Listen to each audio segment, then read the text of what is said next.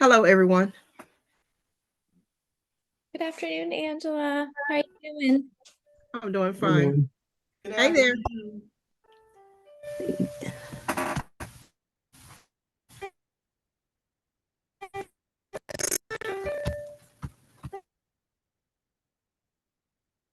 Give folks a minute to hop on. Good to see you, Helen. And you as well, Eliza. Hope you're doing okay. Yeah, I'm doing well. Excited for a upcoming break. No.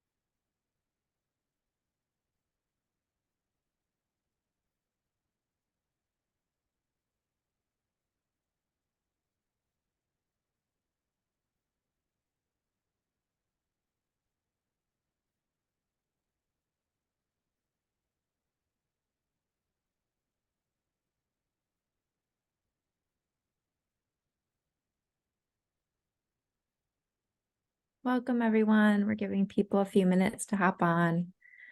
It's a earlier date this month, so we're giving folks a little bit extra time to remember that we're meeting this week and not next week.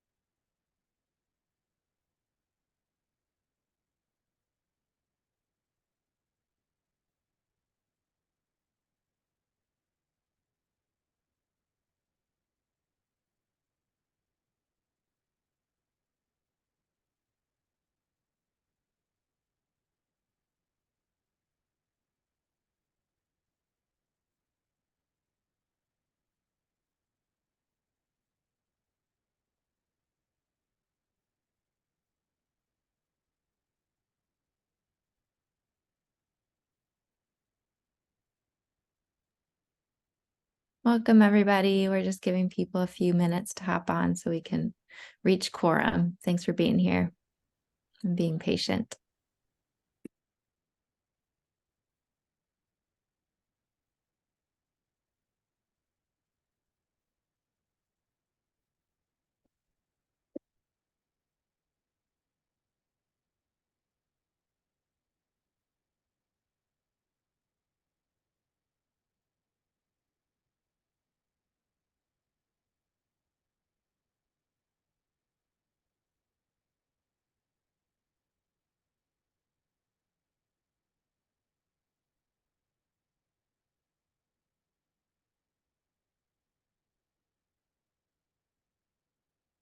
We are close, Eliza. I'll let you know once we get it.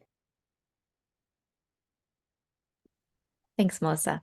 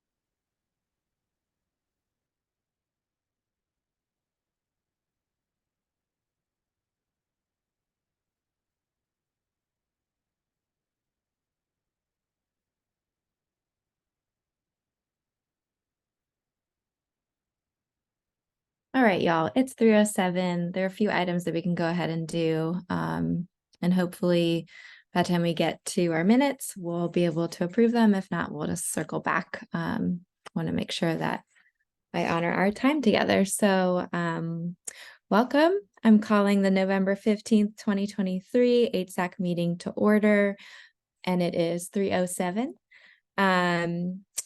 We have historically read our goals at the top of the meeting, so I'll do that now. Finish the job of ending chronic homelessness, prevent and end veterans homelessness, prevent and end homelessness for families, youth, and children, and set a path to ending all types of homelessness. Just some housekeeping for reminders for our meeting. Please check the chat to fill out the sign-in form. We'll have that posted in the chat a couple of times as people are entering the meeting. And then just some reminders, stay muted unless you're coming off mute to speak. If you've got a question, raise your virtual hand, and we'll also monitor the chat for questions, and we'll community development will support us in that. So those are our reminders for housekeeping today. I did not get a notice that we have anybody signed up for public comment. Is anybody here today that would like to speak for public comment?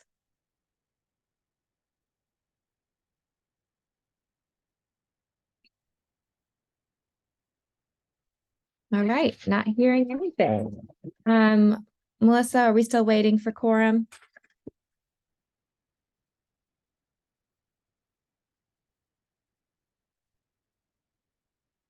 Yes, we're about 1 or 2 off. Okay.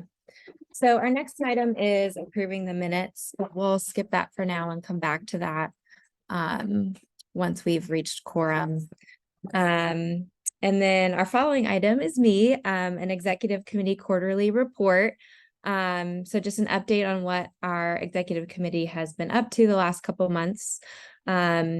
We've been mainly focused on kind of our structure and our process and how do we think about those things more strategically.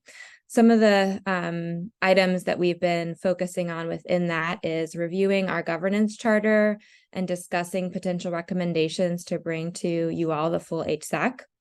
Working to understand better the challenges that committees are having around filling roles and attendance, and as well as understanding barriers for our full HSAC members to join committees. And so today you'll have an opportunity to share some feedback about some things that may be barriers for you in joining, so that hopefully we can see if there's opportunities for us to lower some of those. We've also worked with staff to create a yearly calendar of reoccurring events. Our goal is to use the calendar to identify strategic times for discussions, presentations, strategic work, and it's a helpful document for new exec leadership in the future, just almost like an onboarding document of sorts. We've also been thinking about our Jamboard activity. We have not forgotten. We continue to have conversations about that and thinking about how we can tie work together so that we're working smarter. And so hopefully we'll also have an update for you all, a more specific update about that Jamboard work soon. But we have not forgotten. And the last piece is more around connecting and gathering. So we did discuss the use of the stipend, and together we voted to have the all-day retreat for HSAC members that will be upcoming on February 28th. Where we plan to do some in-person site visits followed by an in-person HSAC meeting. So I believe after the meeting where we voted, Melissa sent out a calendar invite that updated that February 28th day. So you should have received that if you are an HSAC member. So that should be already blocked in your calendar, and more details will be coming soon. Any questions about the exec update?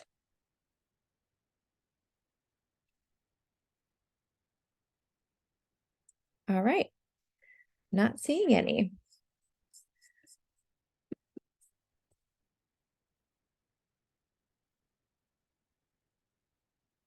Melissa, you are next for the training dashboard presentation. Would you like to go ahead with that? I can. I will probably have to wait until after that to double check for quorum, but that'll be okay because we can start like the survey at that point. All right, give me 1 second. Where's my share button? And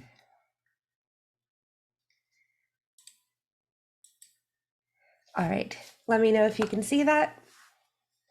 Yes, we can see it. All right, perfect.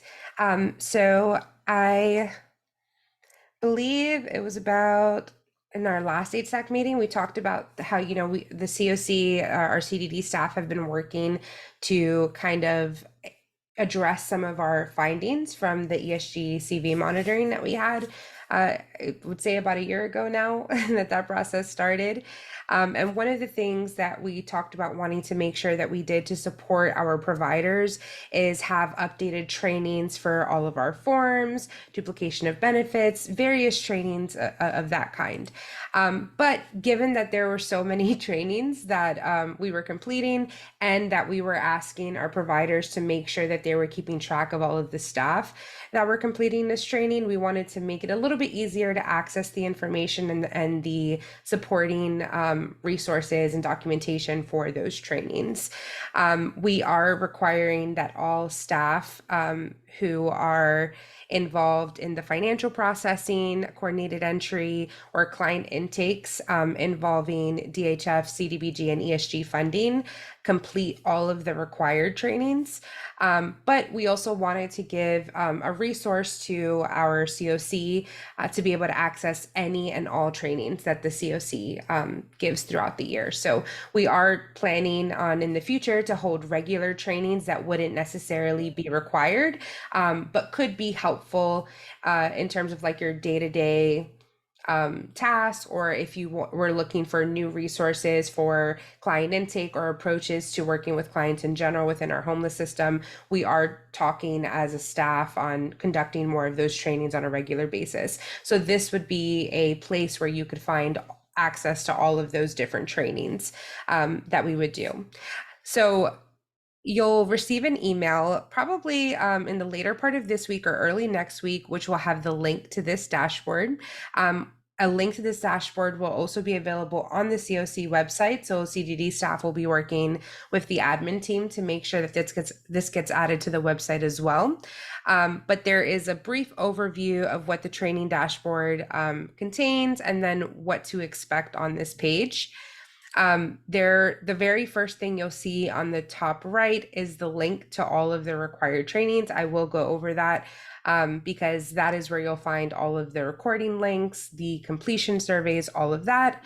Right under that, you'll notice a section titled HUD and COC resources / policy documents. So this is where you can find easy access to the Durham COC website, the HUD Exchange, where a lot of our training resources came from to begin with, as well as our Durham COC policies, and a link that links directly back to the governing board, because there are a lot of policies that we'll be reviewing throughout the trainings that link directly back to the HSAC, you guys.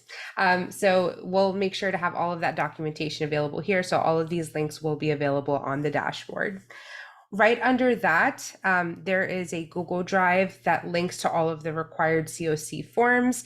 That is going to make a lot more sense when we look at all of the trainings that are required, because one of the trainings involved the updated ESG forms, because I think Jeffrey went over at least a dozen forms that we're going to require all of our providers to use for client intake, homeless eligibility, and those kinds of things. So this Google Drive link that you see here links directly back to all of those forms that are in one of the trainings.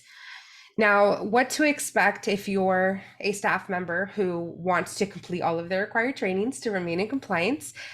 Once you've read through some of the initial, orientation to the training dashboard, you'll just click on the link at the top right. And the first thing you're going to see is a training on the training dashboard, which is exactly what we're doing right now. It's not going to be a required thing, but it is meant to be a reminder. So if anyone comes to the dashboard and they forget how to use it, or what is expected of them, they would be able to find the link here. Because this is the orientation, the recording link is forthcoming because it hasn't been posted yet. And then of course, this is a recommended training. Now, all of our other trainings that we currently have on the public YouTube channel are available here. And you'll notice that alongside the name, you'll see the recording link that links directly back to the publicly available video.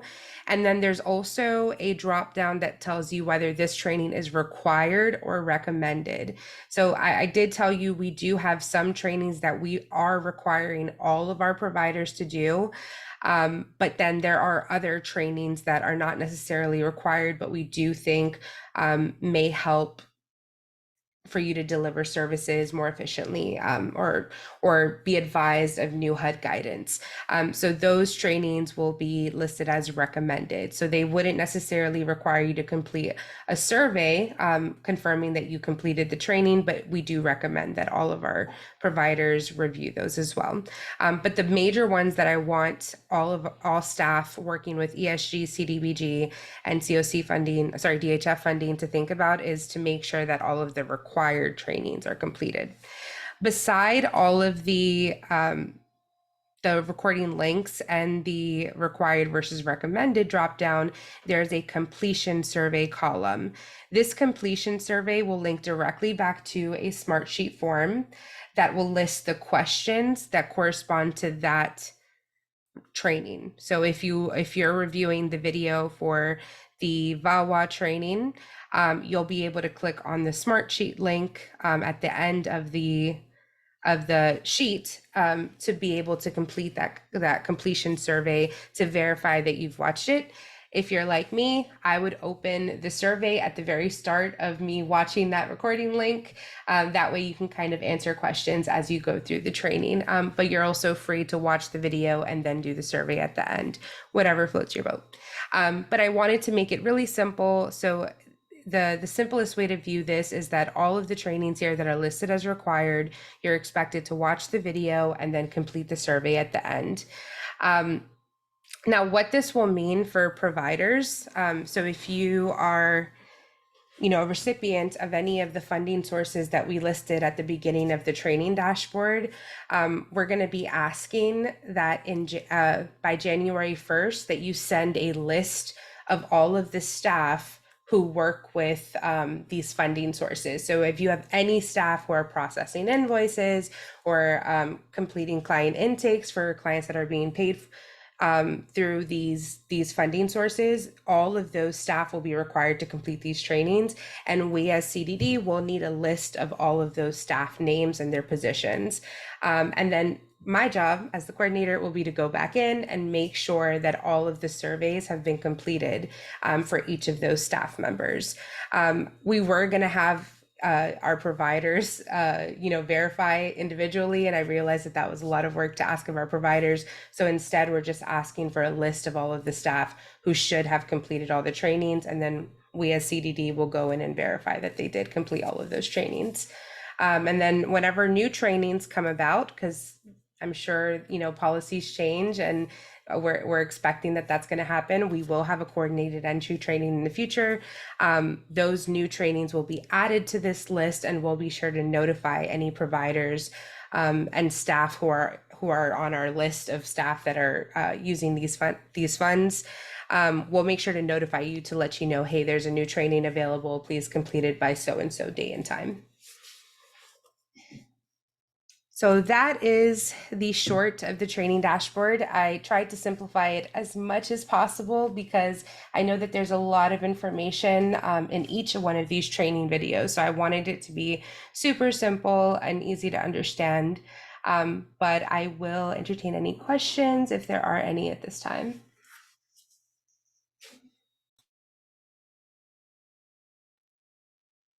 Russ put a question in the chat.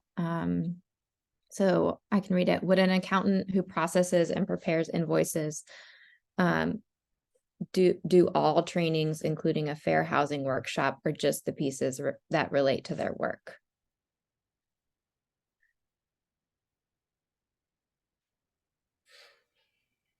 That is a great question. Colin, I will defer to you on this. I would assume that we're more specifically thinking about if you're the person who is in charge of verifying that these are eligible expenses, I would think that you would be the person that would need to complete all of these trainings. But Colin, I will defer to you. I think what we will do is, yes, all the frontline staff, case managers need all of it. There may be some that are not necessarily applicable to the accountant. We will look and see if there are some that are specifically accountants. So if you have staff, when you send us that staff list that are accountants, we can get back to you and say, here are the ones that are for the admin level that may be required, as the way I would suggest handling it. Because if you're just doing the books, you're not going to need to be worried about the form to use on how to verify homelessness. You want to make sure that you're doing things that are related to you. But frontline has to do it all. And supervisors of frontline have to know the information as well, because you can't supervise frontline if you don't know what they're expected to know. Does that answer the question? All right, so a thumbs up from Russ.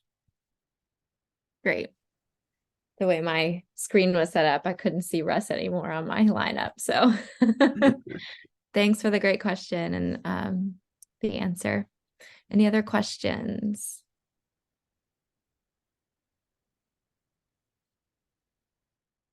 Great. Thanks so much, Melissa, for sharing that dashboard with us. I noticed while Melissa was sharing that a few people dropped in. So as a reminder to folks that joined, please remember to sign up or sign in for today. And then I'm going to give us a minute to see if we've reached quorum.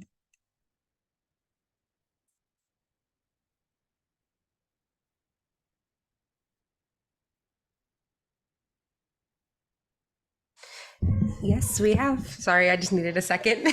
No, you're doing a great job juggling everything I'm throwing at you. Thanks, Melissa. Wonderful. So we're going to go back to our approval of minutes item that we skipped earlier, since we've now reached quorum. So members should have received minutes via email from the Durham Opening Doors email the afternoon of November 13th, and we're looking to approve those October minutes. So I'll open the floor for a motion to approve the minutes for our October 2023 HSAC meeting, unless folks have edits that they'd like to present to us. I'll make a motion. This is Angela Holmes to accept the minutes for October 25th. Thank And you. I'll make a motion to second. Thanks. We have a motion from Angela and a second from Renee Vaughn. And please vote in the chat. Yes, if you're against, indicate no, or abstain as needed.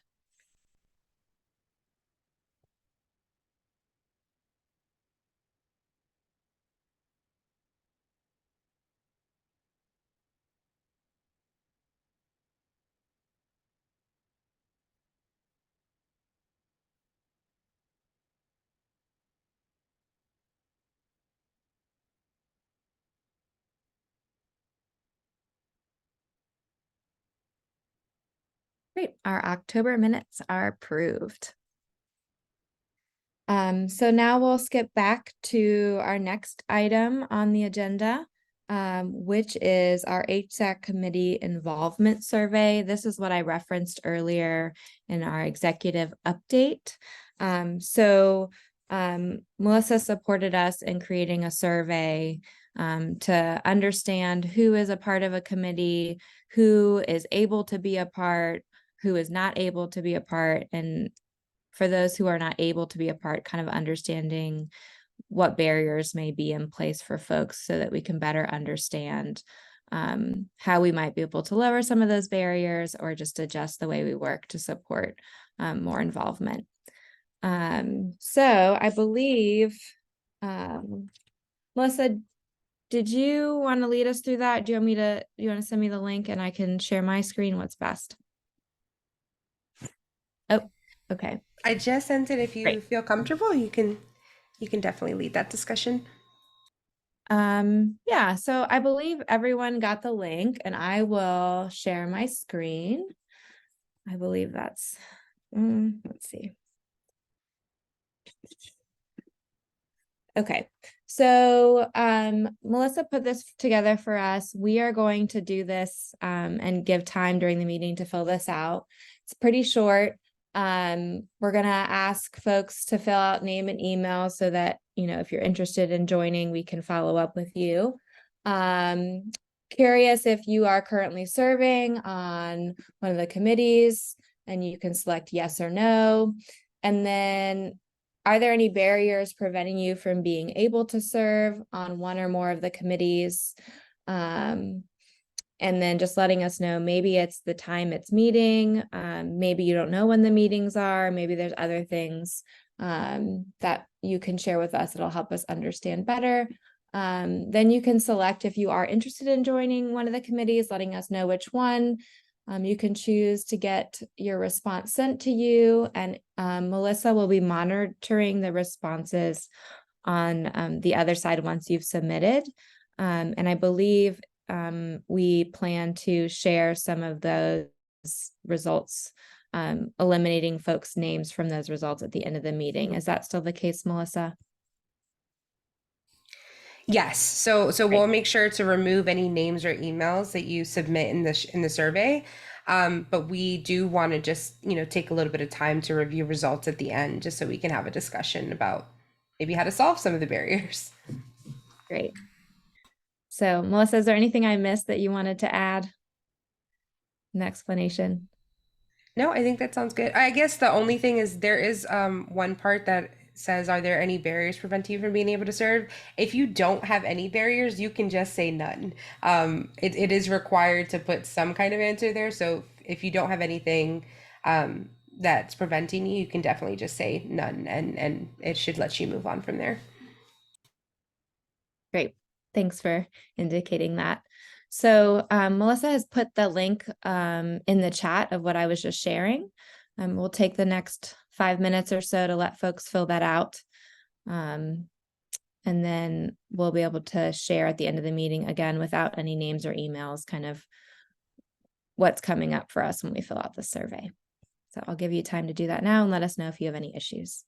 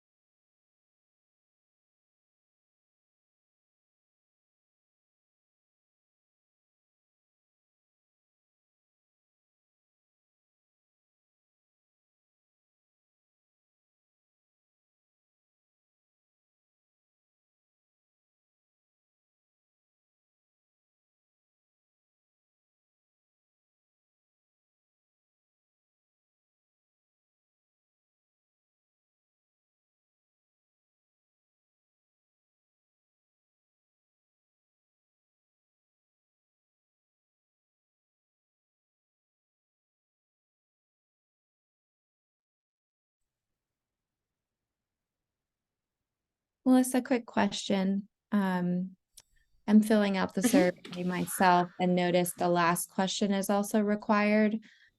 So it says, please select the committees you are interested in. Mhm. Does that mean folks are interested in learning more? Or if it's required, I'm not sure if It could how- just be that you have an interest in that committee. I'm not necessarily asking people, like forcing people to sign up for one or the other or Sure. both. Just like if you want to list an interest in one or more, and you know, we can talk about, you know, whether I know that there are some people who have prior to this meeting mentioned that they were having issues finding like registration links and stuff. Sure. So I just want to get an idea of where your interests lie so I can know how to inform you when meetings are, so that even if you don't decide to sign up, I can at least make sure that you have access to those meetings in the future. Great. Thank you. That's helpful. I think I said it when I was presenting it a little bit different. So that's helpful to get clarity. Thanks.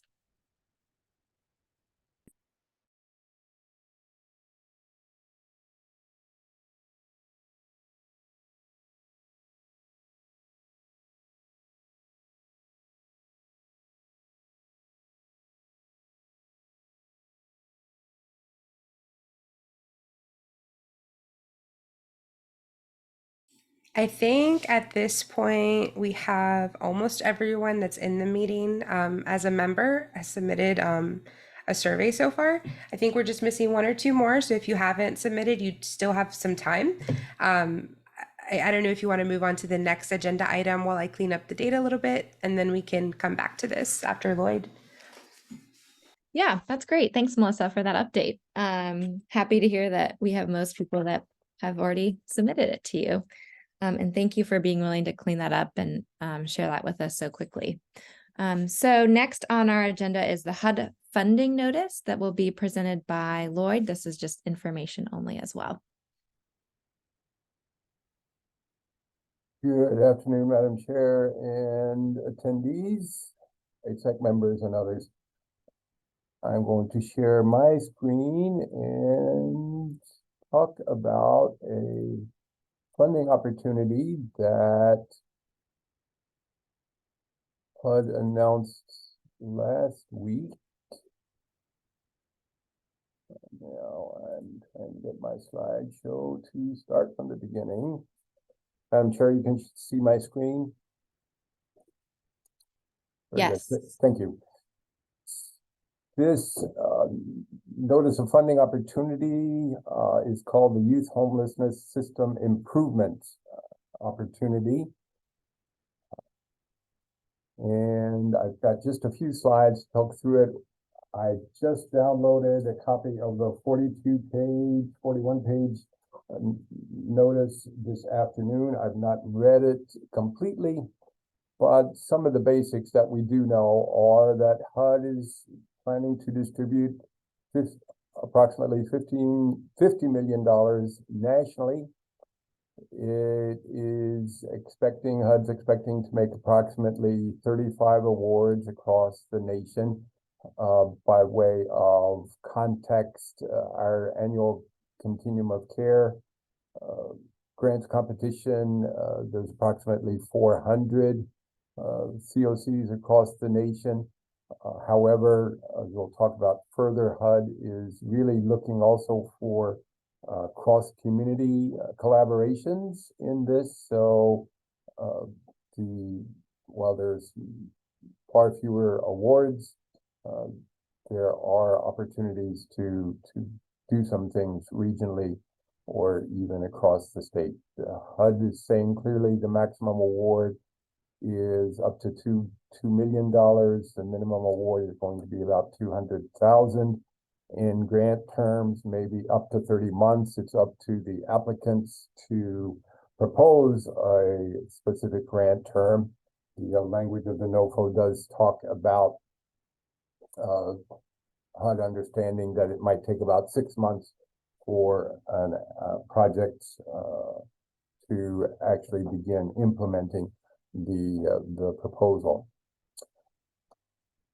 So the purpose, HUD has outlined 4 basic purposes for this NOFO. It wants to improve the capacity of youth and youth-serving organizations in the community. It talks about developing peer support models, including training, project design, creating and strengthening what are called youth action boards, including government rules, leadership, and other skills, community training and outreach on how to work with youth, and integrating youth leadership into the community in an authentic way.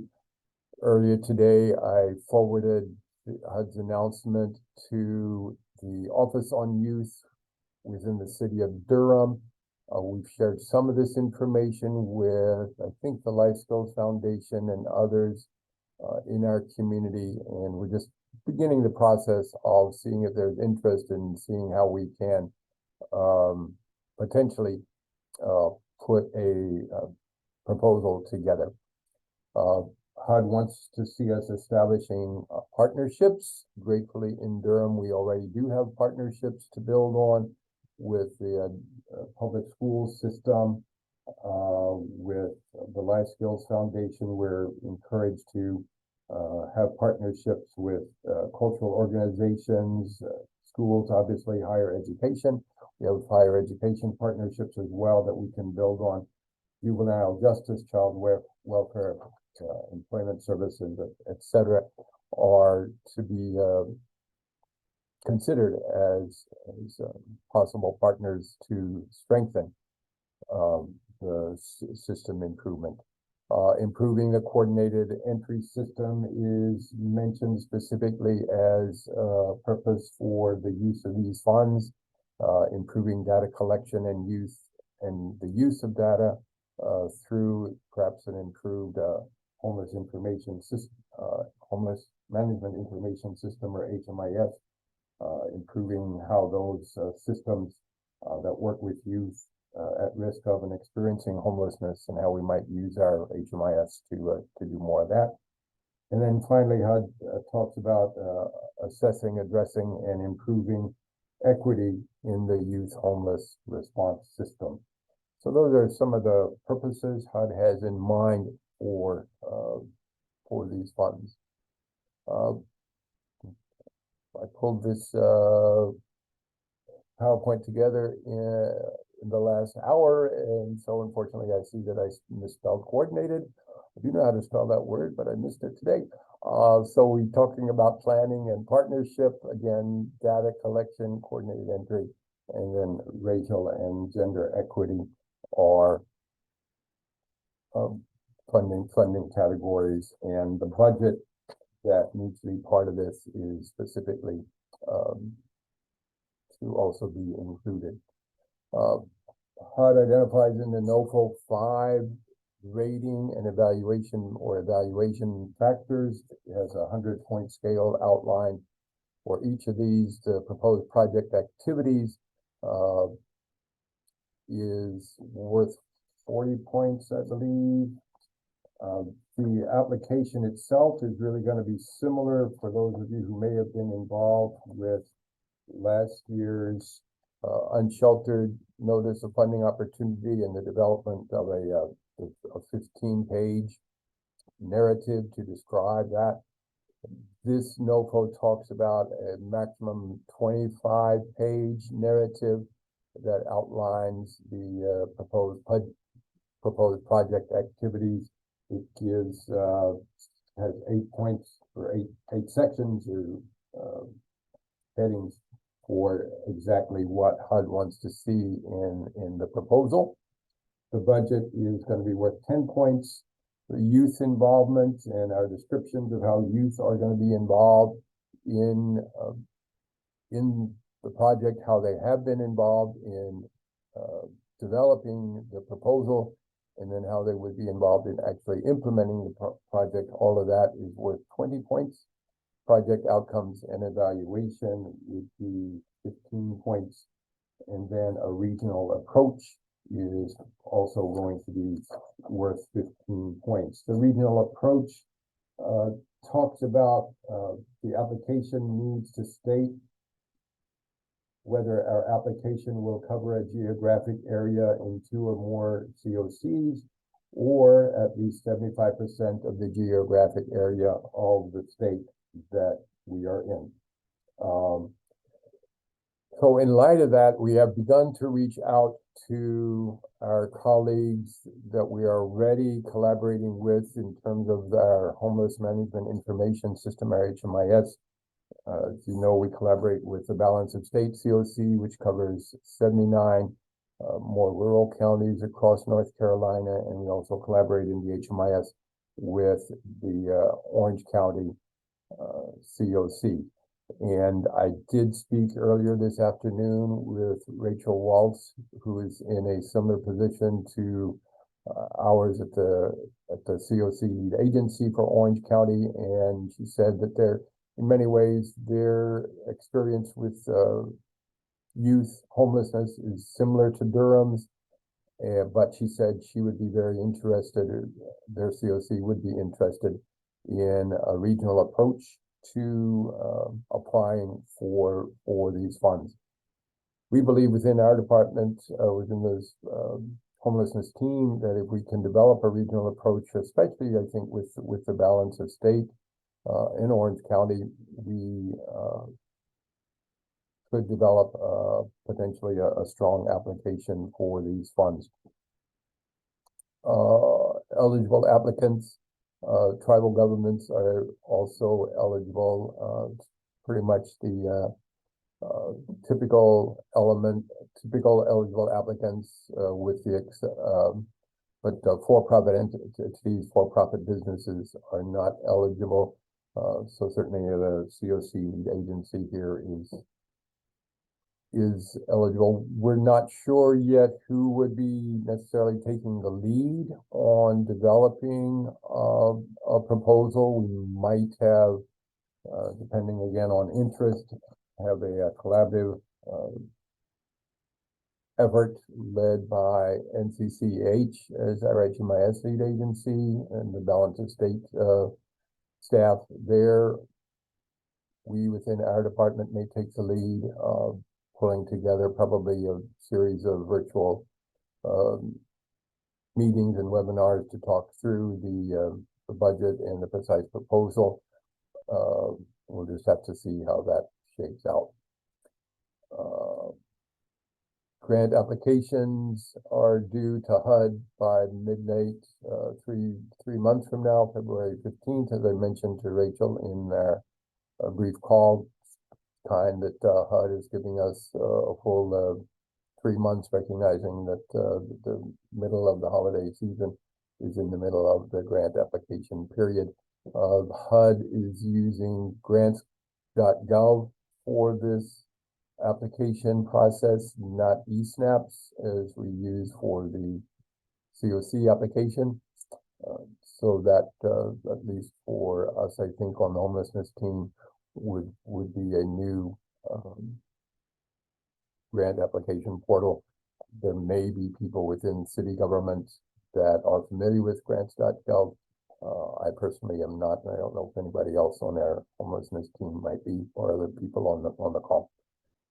That's a quick overview of what we know so far. I can delve deeper into one other final point, I guess, that I've highlighted in terms of the budget. It does say in the NOFO that to receive the maximum number of points for the budget, an applicant must demonstrate through a letter of commitment or other documentation that it will receive 10% of the total budget amount requested from other sources. So if we, for example, have a budget of 300,000, we would need a commitment of 30,000 from other sources. I'm going to stop my sharing and turn it back over to you, Madam Chair, and I'm happy to talk further if there are any questions. Thanks, Lloyd. I saw a few questions in the chat. I'm gonna let folks, if they still have those questions, share them with us. Clarify, okay, Russell, define how they're defining youth. Typically it's 18 to 24-year-olds, certainly youth that have not yet celebrated their 25th birthday are considered youth, but 25 and up kind of constitutes not necessarily middle age, but at least a young adult and not a youth. There's not specific language, I don't think, about youth under 18 being referenced. Certainly we can reference youth in that age group, but it says youth. The Youth Action Board must be a group of at least 3 youths that have leadership or voting power on the contents of this application and the proposed project. At least 2/3 of the Youth Action Board members must be age 24 or younger and have lived experience of homelessness and should be representative of the youth population experiencing homelessness in the applicant's community. Applicants are required to have a youth action board for the purposes of this project. However, this does not need to be a new organization. Applicants may choose to use an existing youth action board. There is I think the Office on Youth at the City Manager's Office of the City of Durham does have a group of youth. I'm not sure they would constitute a youth action board, particularly I'm not sure they have 2/3 of them have lived experiences of homelessness. Let's see, other questions that I'm seeing. So is this for literally homeless youth or all homeless youth of any category of homeless youth? That's a great question. I think it is, it says it's create response systems for youth at risk of or experiencing homelessness by funding projects that create and build capacity for youth action boards, establish regional committees on youth homelessness to direct efforts across multiple systems, including education, justice, and child welfare. So child welfare could be a partner in this. So I would say could include, based on that information, youth that meet the McKinney-Vento definition of youth, or excuse me, of homeless youth. If we move forward with this collaboratively, would this mean youth could cross county lines to access services and resources? I would say, I think the answer to that depends upon what our proposal is, right? And we would need to submit a scope of work. We'd need to have a general goal statement for the project as well as specific activities. I would think that we're going to have a project that really is across COC lines, that we would need to make sure that the project is really addressing the needs of homeless youth and young people throughout the geographic area that the proposal is about. Now, whether that means they would be able to cross county lines to access services, hopefully Orange County youth would be able to access services that would be perhaps funded through this initiative in Orange County, and youth in Durham could do the same.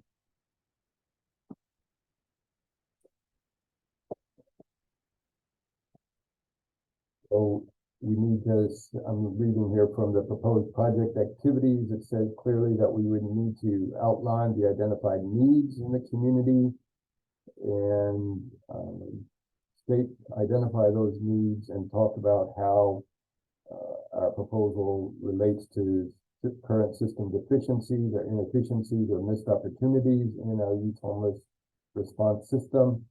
Maximum points will be awarded to responses that describe the systemic needs and how they will be addressed by the proposed project activities. Describe how the project activities would improve the racial and gender equity of the youth homeless response system. Describe how partners in the application were identified and recruited to partner in the project. So I mean, potentially we could partner with our local universities and educational institutions. Could be an exciting partnership to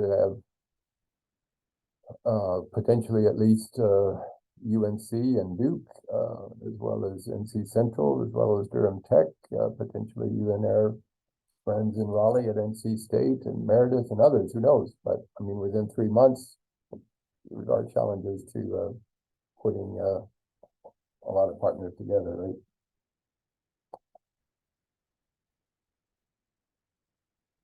Applicants must submit a letter of commitment from each proposed partner to receive full points for this application. I'm not aware that the NOCO references the Youth Homeless Demonstration Project, well, in the HUD speak YHDP. I'm not aware that we have any Youth Homeless Demonstration Project funding currently, which may be a plus for our area. But we would also need to look at how identify how ongoing costs such as staffing or data reporting will be sustained after the end of the grant, including projections of ongoing staffing and funding sources. Did I mention, Madam Chair, that HUD suggests that the maximum period funded would be for up to 30 months? So this would not necessarily be a 1-year grant, but would be up to 2.5 years. Thanks, Lloyd, for that context as well. Yeah. I see Russ has his hand up as well. Lloyd, just kind of a capacity question. You referenced that Chapel Hill could be interested because they're in kind of the same situation. I'm assuming the same situation is that our numbers are not very large in terms of that defined population of youth. At least historically, we've not seen those numbers. I don't know that they have either. Is there any concern with the fact that, since we've had challenging feedback on the last 1 or 2 COC applications, a little bit on the NOFO application, that in light of the numbers and the pieces that we've got to get corrected for the annual things that are happening, I guess, was there any concern from city staff about capacity for city staff or some of the agencies to respond to this? I don't know if that question makes sense. Not saying this doesn't sound worthy. I know everyone's still trying to play catch up across the board and certainly for the city. So just asking about what thought there was in terms of capacity to handle this with such a short amount of time and just a few awards nationally. Right. Yeah, I mean, we've given some thought to that. I don't know, Colin may want to weigh in as well. pulling, I mean, partly we're putting it out there, I think, to the HSEC as well as to the broader community, because we continue to hear that the Durham COC in particular, and don't want to speak for Orange, but for Durham, we continue to hear from some of the providers and some of the organizations that are particularly focused on the needs of youth, that we are not doing as good a job as we should and could to address the needs of youth who are experiencing homelessness, and perhaps especially the at-risk youth. And one of the things we're trying to do, gratefully with your organization's leadership, is do a better job with the annual point in time count. And we have heard that there is some interest in seeing if we can do a better job counting at-risk youth, youth who are doubled up during the point in time count, and a lot of that will depend on, getting involvement from our friends at the Life Skills Foundation, in the public schools, potentially our partners in higher education in our community as well, see if we can, and perhaps, in light of that information, gratefully, we would hopefully have, even if we haven't finalized the official count for the 2024 count by February 15th, we hopefully would have a pretty good sense for what the at-risk youth count would be, and we can make more of a case, certainly, for at-risk youth in the education system. I don't know if Ebony Ross from the Durham Public Schools is on the call. I put in a question to her earlier in the week about how many youth are being served with McKinney-Vento funds over the course of the calendar year. So I think there are a lot of young people who are experiencing housing insecurity. And in terms of the capacity of actually writing the grants, writing a 25-page application is probably going to take as much of a collaborative effort as writing the collaborative application for the annual COC competition does. From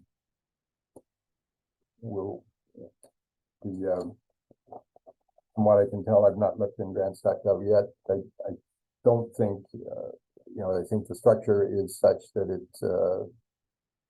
HUD is basically saying you can upload a 25-page narrative document, and that will be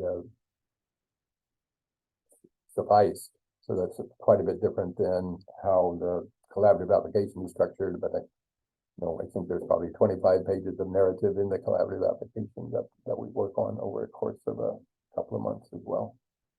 Whether we have capacity, obviously, I think probably talking too long here, but we need to determine as a community whether this is a worthwhile effort to go after or not. I'll chime in a little bit on that. One, we at the city have determined that for us to go after this grant as a lone entity, it's not worth, we wouldn't be competitive. We just don't have the bandwidth, the way the scoring's set up for us to do it by ourselves. Definitely not able to do it. We talked about bringing in balance of state, Orange County, maybe reaching out to Wake as well. Well, if you get 4 plus us, if you get 4 COCs essentially pulling together and looking at it, then you also increase your bandwidth. Not saying that they're all sitting around twiddling their thumbs, but it does bring more players to the table. That does sort of spread the workload a little bit over folks in determining who's going to put forth that lead application. So where we are right now is really trying to get a pulse on what is the HSAC's appetite for pursuing this. And if the HSAC says, yeah, let's make a run at it, then, we'll do everything we can to make a run at it. And while we're also looking at doing this, finding out what is the interest of our partner, our neighboring communities, and their willingness and interest in going after it. And if they are also interested, then yeah, I think it definitely makes sense to go after it. We'll find a way to make it happen.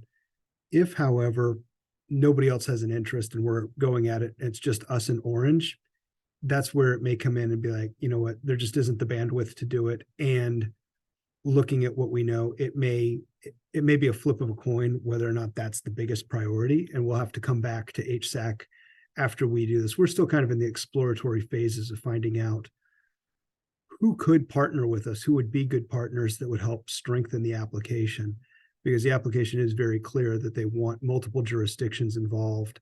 And, you know, almost kind of, if you could figure out a way to do a statewide, that would be pretty cool. And if we could get balance of state, that's like 79 continuums of care, or, you know, plus us, plus the Orange, that would be a pretty big dent and make us pretty competitive, I would think. So that's kind of where we are at this point in terms of bandwidth. Right now, it's just that exploratory phase. And if we think we can put forth a competitive application, then we'll make it a big piece.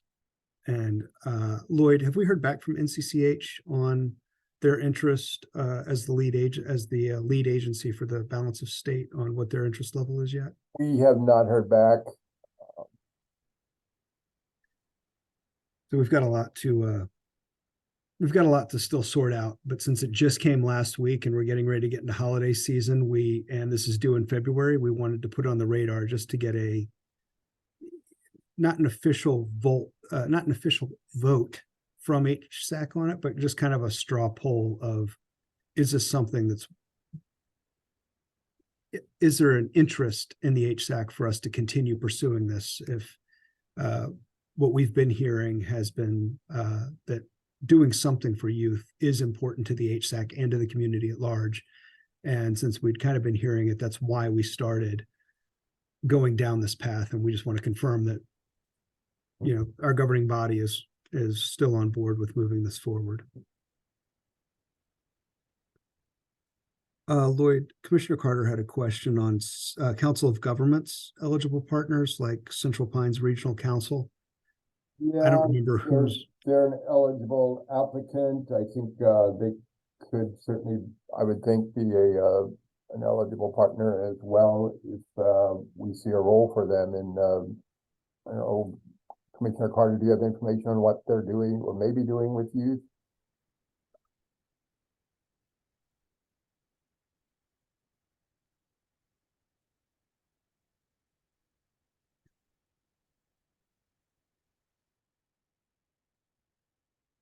So I think to answer your question, Russ, is bandwidth.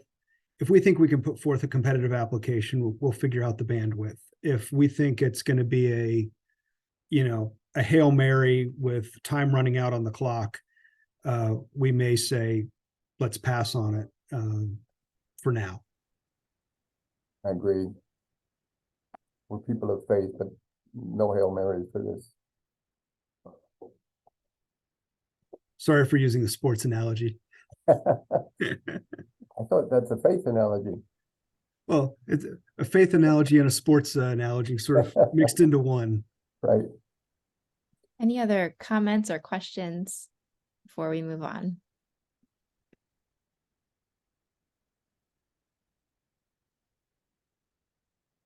All right.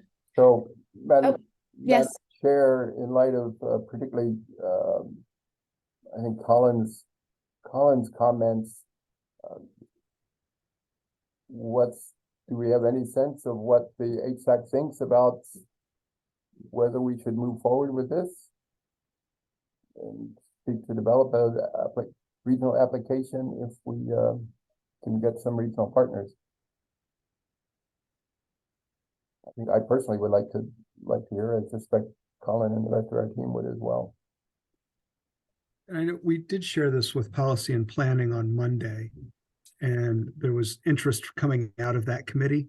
So this isn't the first time it's been shared with an HSAC group. We did share it, and I know Danielle has expressed interest in doing it and helping us with Wake County to get connected over there and figure out how to do it as they're going through some transition and their COC leadership.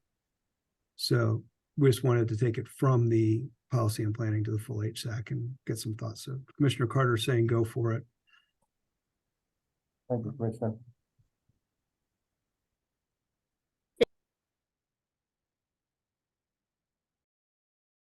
Heidi, you're back on mute. I don't know why it like unmuted. There we go. Sorry, I probably, yeah.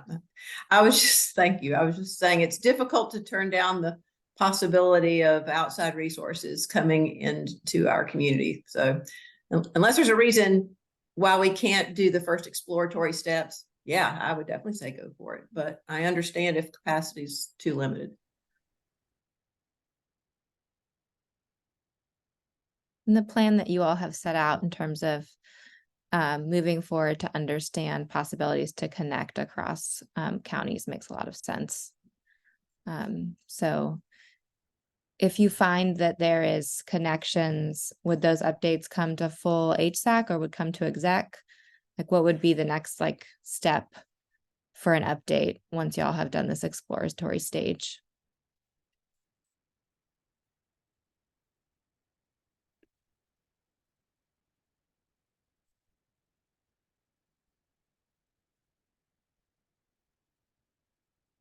I'm gonna leave Colin to answer that question.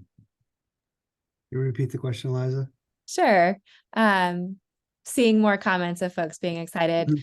So curious about, you know, this is exploratory stage steps. If y'all find that there is possibility to connect or there is not possibility to connect across counties, who would receive that update next? Would it come back to full HSAC? Would it go to policy and planning? Is that an exec? Where would it land next? I would suggest, given the time frame that we're looking at, in an ideal world, we would hear something back on interest from our, you know, the folks that we're talking to before the end of this month. And we would bring it to the executive committee, since that's the first meeting in December, and sort of roll from there. I would rather not wait until policy and planning or the third week of December to take it to HSAC and continue going. I think given that this is due in February and we're getting into the holidays and we would be just kicking, you know, the can down the road and starting something 2 or 3 weeks later to come back to HSAC, I would suggest allowing the executive committee to sort of, you know, put the green lights to move forward or the red light to stop there, assuming we have the information. If we don't have the information, I think you all could delegate it to policy and planning and sort of go through which meeting happens the soonest, so we can not do it and sort of delegate it to the next decision group in place and be comfortable with whoever's on those committees. And obviously all of those meetings are public meetings, so anybody can come to them and hear part of the discussion. Yep, that makes sense. So we'll keep that on the forefront as we plan the exec agenda and then roll it as we need to. Great. Seems like we've got lots of comments in the chat, so hopefully that is the direction and encouragement to continue forward. Perfect. Thank you so much. We will continue to work with our neighboring communities and see what we can come up with and see what we can make happen. Wonderful. Thanks for that update, Lloyd and Colin. We are now reaching the end of our agenda. I want to make sure Melissa pulled the Excel data for me from the survey y'all completed earlier. So I want to make sure that we share that quickly. So I'm going to share my screen. This represents only the answers to this question. Are there any barriers preventing you from serving on one of our committees? It does not represent folks that answered no, not applicable, or none. And so we had 16 responses total. You're looking at 12 because 4 of those had the no, NA, or none. And then we had 14 folks from HSAC and then 2 COC members that responded. So I'll just read through this so that y'all are aware of what was shared. And then this is something that we'll continue to talk about at our next exec meeting. So here are the answers that folks shared around, are there any barriers preventing you from serving on one of our HSAC committees? I do not know when and how often the meetings occur. PMP on my end, our monthly staff meeting overlaps 30 minutes. Policy and planning, performance management, step down as my own board committee meetings are at the same time. I serve on the executive committee, time, practicality of additional time commitment on a lot of virtual meetings already, and not sure when these meetings are, which one needs people the most. I'm in a committee now, but in the past I was intimidated because there was so much I felt like I didn't know. So I didn't feel like I could add much value to a committee. Yes, availability and time commitment. Time availability. I just started attending some of the policy and planning meetings. They are difficult to attend because they start in the middle of my staff meeting. In the past, I haven't always felt like I understood what was happening, or some of the language used in the meetings, and wasn't sure I could contribute anything useful. No barriers. I just need a better understanding of the types of committees and what is required of the participating organization, if that makes sense. No one has ever discussed the different types of committees and responsibilities of the participating organizations. So thank you for sharing that feedback. It's really helpful. And we will discuss it further in our next exec meeting. Just want to make sure that we are doing surveys and sharing some of that back with you all so you can see. And we hope to bring back some solutions and changes that can support addressing some of these things that y'all have pointed out for us. So thank you. Any questions or comments about that before we move on? Melissa, did I capture it okay? I thought that was good. Thank you. Awesome. And then the last thing I'll say that Melissa reminded me that I forgot was that we will also be sending the survey out so that folks that were not in attendance today will be able to complete it, and we'll be able to add more data to it. That concludes our meeting. And so we have an announcement section and want to offer space for folks that have any announcements for the good of the group.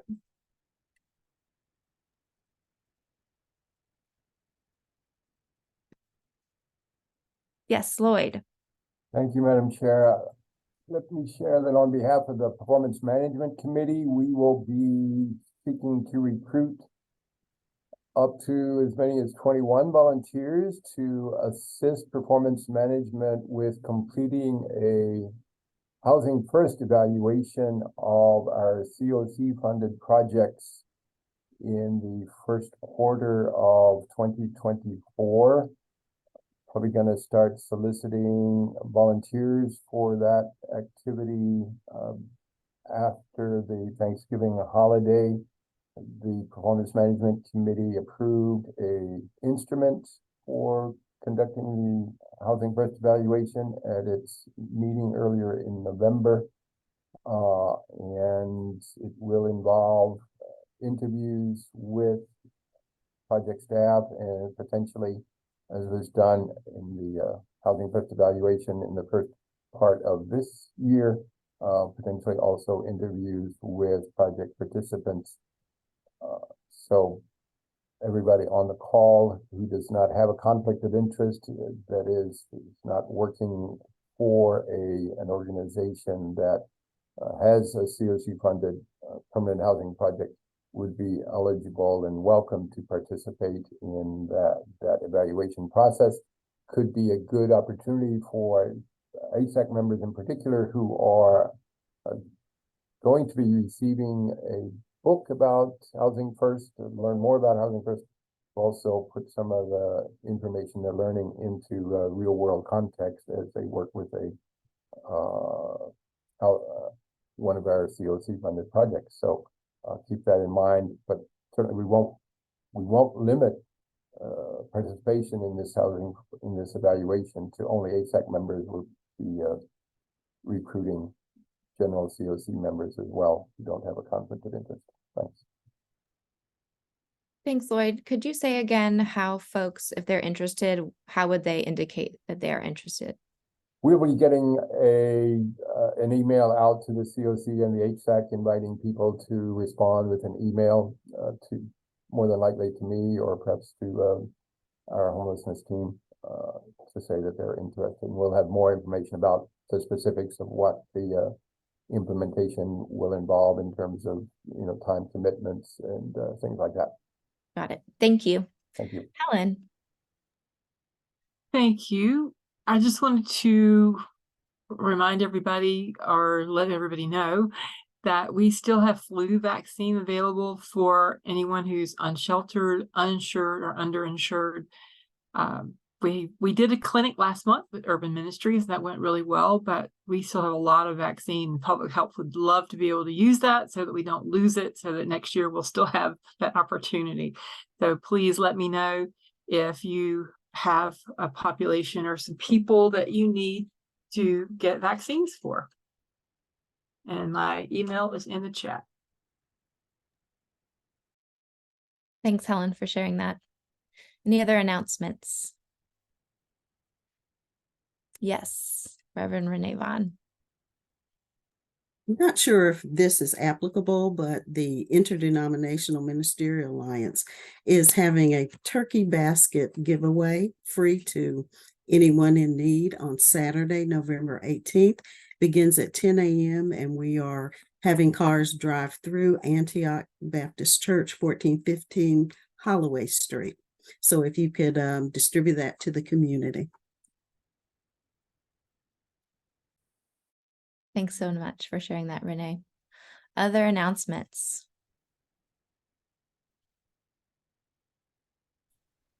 I have a quick announcement. This is Princess Smith. Sure. Just want to remind everybody that I do have a vision provider that will complete a full eye exam, and the people will receive a full set of glasses, no contacts. So if anybody has anyone that comes to them that's in need of vision, send them my way, but be sure to tell them that they will not be able to get contacts. They will be able to get lenses and frames, all at no cost to them. That's great. Thank you so much for the announcement. If you could put your contact information in the chat, I think that would be helpful for folks. Lloyd?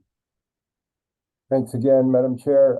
By way of reminder, the annual Homeless Memorial Day commemoration and service is coming up on December 21st.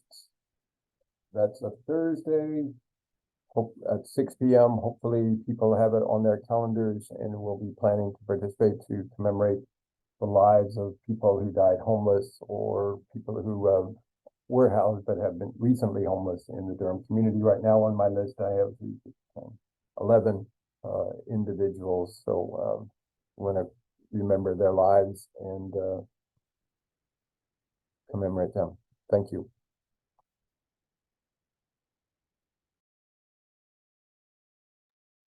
Thanks, Lloyd. And that memorial is at Central Park. Is that correct? That is correct. Yes, typically for the last several years, we've been holding it in the Farmers Market Pavilion at Central Park. That's great. Downtown. I don't know if we've had this practice in the past. Is it possible for us to create a HSAC calendar invite just so that folks have it on their calendar? Or is that something that needs to be sent out through DCIA? We can send out a calendar invitation, work to get one out. Yeah, I imagine that might be helpful. I think particularly with the holidays, sometimes it's tricky to remember that day and it creeps up on us. So if we can send out an invite, it might make a difference in folks that want to attend but end up having double booking on that day. Thanks. Other announcements?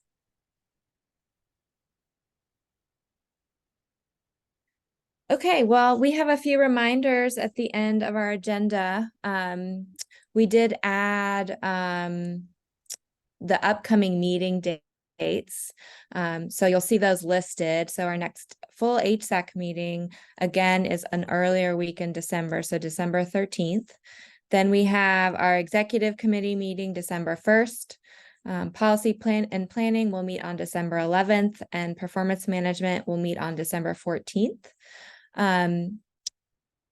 thinking about the survey results, is there a link that we could put in the chat that would help folks find where they could sign up to attend these meetings if they were looking to do that, just to understand better what was happening? So if there is Sure, a just give me Cool. 1 second and I'll put that in chat. Here we go.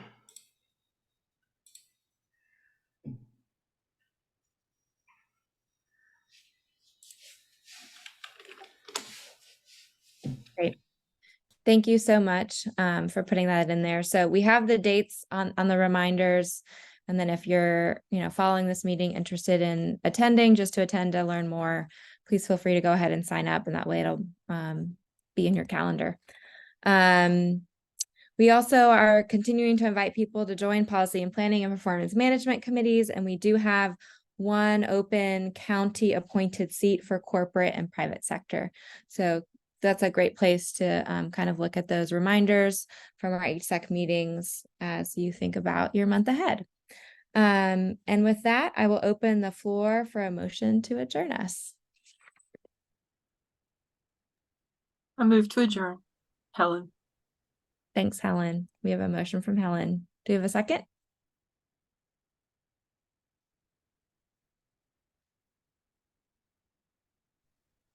This is Abena. I'll second.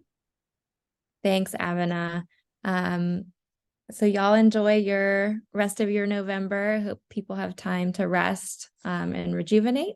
And we are adjourned at 4:21.